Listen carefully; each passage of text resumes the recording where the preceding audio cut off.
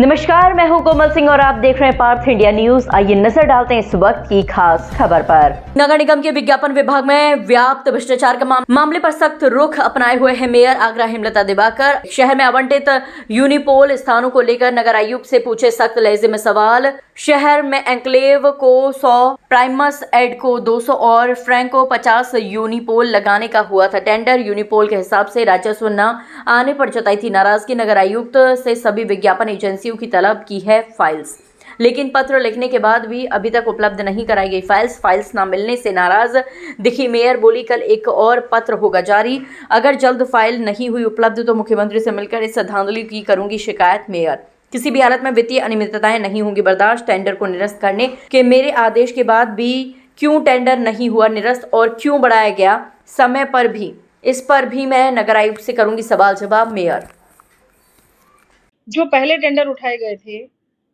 मुझे जब जानकारियां मिली हैं तो वो जो टेंडर थे रूल्स के मुताबिक पहले वो पूरे नहीं हुए। जब वो पूरे नहीं हुए तो नया टेंडर निकालने का मतलब ही नहीं बनता है। तो मैंने एक लेटर जारी किया था नगर आयुक्त जी के लिए कि पहले मुझे जो पहले टेंडर आपने निकाले थे उसकी पत्रावली दें, मुझे समझाएं कि क्या वो पत्रावली नियमानुसार चल रही है या नियमानुसार पूरी हो चुकी है, उसके बाद हम नया टेंडर निकालेंगे। तो उसी को लेकर मैंने पत्र लिखा था।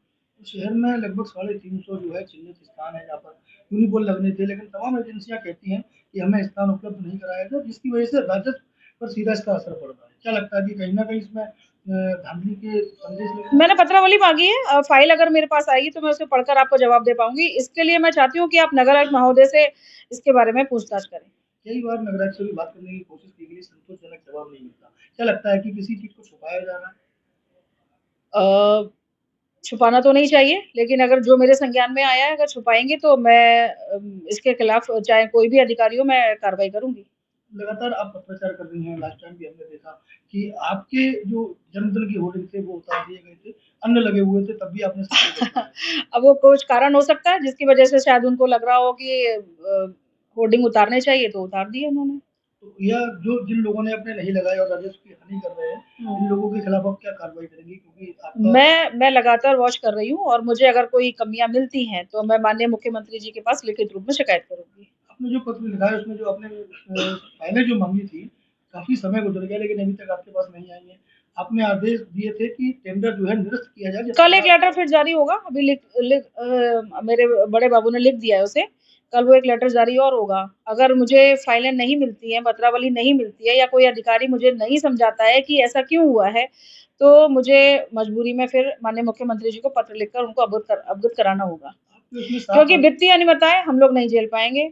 अगर शहर से रेवेन्यू अगर मिल रहा है और नगर निगम के अकाउंट्स में नहीं जा रहा है तो फिर ये जा कहाँ रहा है, तो इसकी मैं पूरी जानकारियां और मैं चेतावनी के साथ अधिकारियों से कहती हूँ कि मैं उनके खिलाफ कार्रवाई करूंगी। आपने जो पत्र दिया है उसमें साफ आपने आदेश किया था कि जब तक जांच पूरी ना हो जाए टेंडर को निरस्त किया जाए। बावजूद इसके अधिकारियों ने मनमानी करते हुए अब उसमें 5 दिन का समय और बढ़ा दिया है। इसे किस तरह से देखती है? क्या कहीं ना कहीं नहीं, ये तो अभी मीडिया के माध्यम से मुझे पता चल रहा है, क्योंकि मैंने मना किया था कि जब तक पहले वाला काम अगर मेरे सामने पूरा नहीं दिखाई देता तो तब तक हम नया टेंडर नहीं निकालेंगे। अगर आप लोग कहते हैं कि नया टेंडर 5 दिन और बढ़ा दिया गया तो अभी नगर आयुक्त महोदय से मुझे बात करने की जरूरत है। क्या लगता है कि मेयर के सम्मान को कहीं ना कहीं ये लोग ठेस पहुंचाने की कोशिश करते हैं? नहीं, मान सम्मान हमारा, किसी की हिम्मत नहीं है कि कोई मान सम्मान हमारा गिरा गिरा के काम कर लेगा। और रही बात तो अधिकारियों के बलबूते पर हम लोग राजनीति नहीं करते हैं। अगर कुछ गलतियां हैं तो उनको सुधारा जा सकता है, लेकिन अगर वित्तीय अनियमितताएं होंगी तो माननीय मुख्यमंत्री जी को इससे मैं अवगत जरूर कराऊंगी। आज के लिए बस इतना ही। ऐसे ही देश और दुनिया की तमाम छोटी बड़ी खबरों को देखने के लिए जुड़े रहिए पार्थ इंडिया न्यूज से, हमेशा सच के साथ। नमस्कार।